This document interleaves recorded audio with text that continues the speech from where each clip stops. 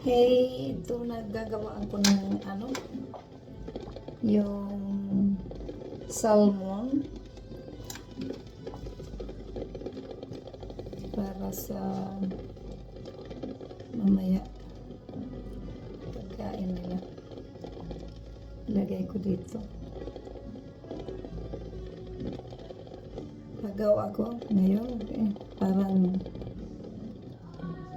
katatawa kahapon.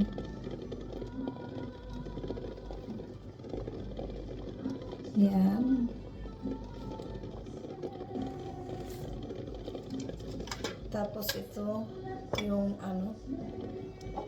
parang siya, yung